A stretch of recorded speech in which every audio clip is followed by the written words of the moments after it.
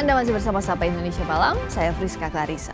Bakal Capres Koalisi Perubahan Anies Baswedan menyebut proyek strategis nasional atau PSN berpotensi menjadi titipan dari kanan dan kiri.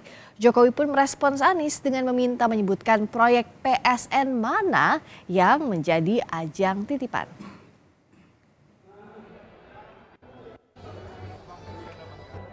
Bakal calon Presiden Koalisi Perubahan Anies Baswedan mengkritik terkait potensi proyek strategis nasional menjadi ajang proyek titipan. Kritik Anies disampaikan saat menghadiri Rakornas Masyumi 30 September yang lalu.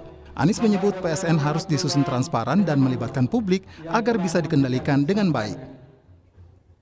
Saya sampaikan program strategis nasional secara substansi itu baik-baik saja. Yang problem yang kita sering alami adalah bagaimana PSN itu disusun. Tapi kalau itu tidak dikendalikan dengan baik, PSN ini kemudian menjadi titipan dari kanan kiri yang masuk tanpa kita ketahui bagaimana proses itu disusun. Kritik Anies pun mendapat respons dari Presiden Jokowi. Saat menghadiri acara Istana Berbatik di Istana Merdeka, Jokowi meminta data PSN yang menjadi titipan. Ya, ditunjuk saja proyek yang mana, yang titip siapa. Tidak hanya Presiden, bakal calon Presiden PDIP Ganjar Pranowo juga ikut merespons kritik Anies.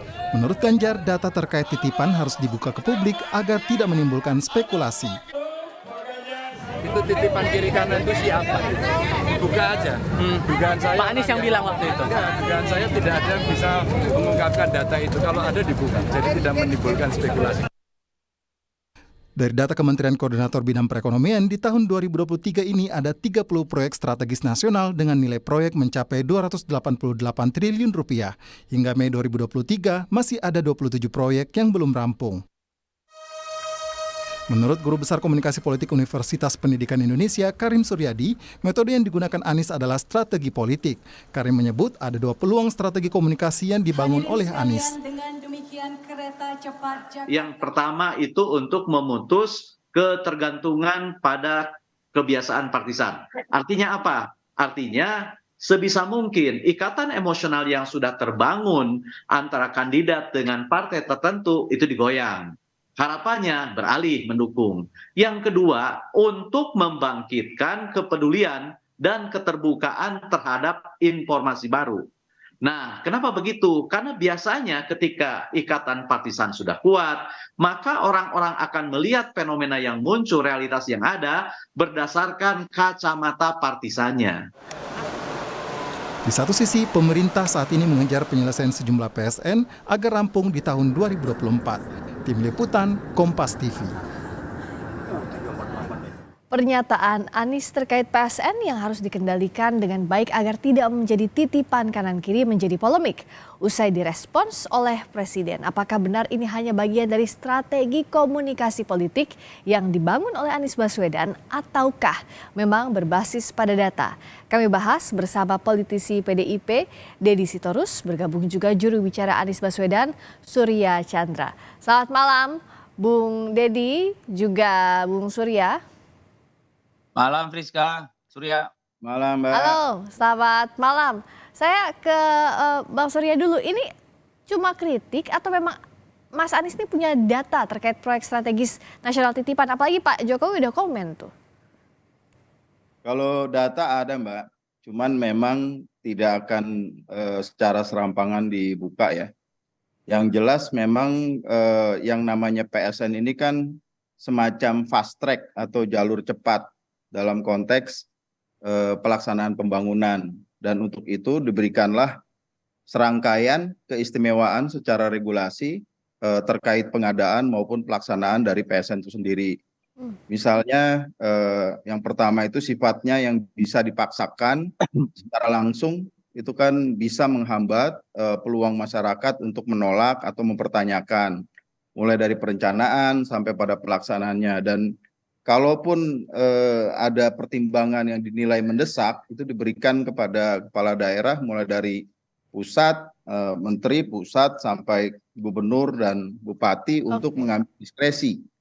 Dan kalau masyarakat menolak, itu bisa dititipkan uang penggantinya itu di pengadilan melalui konsinyasi. Jadi Pak Jokowi udah bilang proyek yang mana yang nitip siapa biar clear gitu, Mas Surya.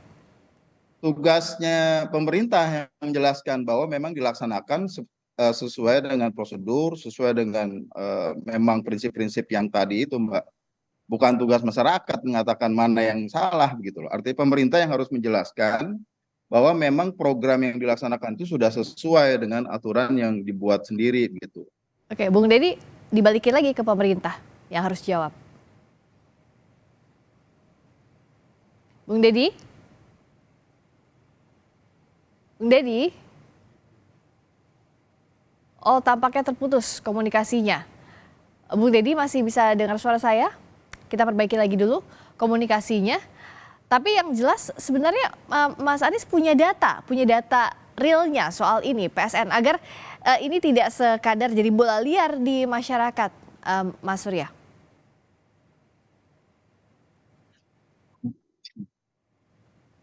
Mas Surya? Data itu dalam artian ada informasi-informasi. Kalau detailnya kan pemerintah yang pegangnya. Yang jelas kita bisa melihat bagaimana pelaksanaan PSN itu sendiri itu anti kritik begitu loh. Artinya Di tidak bagian bisa, mananya? kan dia bisa langsung dilaksanakan, Mbak. Kalau masyarakat menolak, silakan menolak besarannya doang, dan setelah besarannya ini dititipkan ke pengadilan dan pembangunan bisa berjalan begitu. Persoalannya adalah bagaimana memilih ini sebuah proyek strategis nasional. Apa sih pertimbangan prioritas itu yang disebut sebagai prioritas? Prioritas itu kan subjektif ya. Dengan kata lain memang ada semacam subjektifikasi dari penilaian prioritas pembangunan begitu. Dan ini sepenuhnya kewenangan dari eksekutif. Masyarakat tidak punya ruang untuk katakanlah memediasikan, mempertanyakan. Dan itu kasus-kasus seperti Rempang jadi sangat mudah muncul, dan itu tidak cuma di satu tempat. Saya tanya ke Bung Dedi soal ini. Bung Dedi, kalau kata Mas Surya dibalikan lagi pemerintah yang harusnya jawab. PSN ini sebenarnya dilaksanakan dengan baik atau tidak? Anda menuduh orang maling terus bilang malingnya harus buktiin bahwa dia bukan maling, itu kan aneh logika berpikirnya ya. Jadi yang mengatakan bahwa PSN itu titipan kanan kiri itu kan Pak Anies Baswedan. Sudah selayaknya menurut pikiran orang waras yang logis itu ya Pak Anies dong yang ngomong. Jadi kalau tadi Bung Surya bilang datanya ada, ya diomong. Kalau memang niatnya memperbaiki pengelolaan negara atau pengelolaan kekuasaan gitu. Karena kalau memang betul seperti itu, mari kita periksa sama-sama. Karena PSN ini kan bukan barang baru dari tahun 2014, 2017, lalu 2019, 2020 semuanya terus-menerus mengalami berbagai perkembangan. Ada tahapan-tahapan, ada tahapan visibility, usulan, review, segala macam gitu. Jadi ini adalah sebuah mekanisme yang menurut saya memang menjadi hak eksekutif gitu ya. Dan itu dipertanggungjawabkan oleh pemerintah dong gitu ya. Dan itu juga biasanya tentu melibatkan banyak pihak. Pengusulnya bisa Pemda, bisa Pemprov, bisa kementerian, bisa BUMN, macam-macam gitu. Jadi dan itulah yang kemudian dievaluasi. Saya tidak tahu apakah itu yang dimaksud titipan kiri kanan gitu ya. Karena kan PSN itu ada yang dibiayai oleh pemerintah, ada yang dibiayai melalui investasi swasta maupun BUMN gitu. Jadi saya nggak tahu konteksnya titip-titip, apakah yang dimaksud titip kanan kiri itu adalah para pengusul atau bagaimana gitu. Konteksnya gimana Mas Surya? Konteksnya adalah ada kewajiban pemerintah menjelaskan bahwa program yang disebut sebagai program strategis itu memang betulan strategis. Apakah ada ruang kita mempersoalkan itu? Tidak ada, Mbak. Karena sepenuhnya dikasih oleh regulasi, pemerintah bisa melakukan apapun, termasuk menitipkan uang ganti rugi yang nilainya ditetapkan oleh appraisal independen, disebutkan seperti itu, ke pengadilan. Masyarakat tidak bisa mempersoalkan apakah dia ditanya dulu, boleh nggak atau setuju nggak ada PSN lokasinya di sini. Sudah ditetapkan gitu. Oke, minim partisipasi publik begitu, Mas Surya? Iya dong, karena kan kita tanya nih ke Bung Dedi ya. Tujuan PSN itu sendiri untuk kesejahteraan masyarakat dan dinilai strategis sebagai bagian dari pilihan kebijakan untuk kesejahteraan masyarakat. Oke, saya tanya ke Bung Dedi, minim partisipasi publik. Mana penjelasannya? Kalau pandangannya Mas Surya?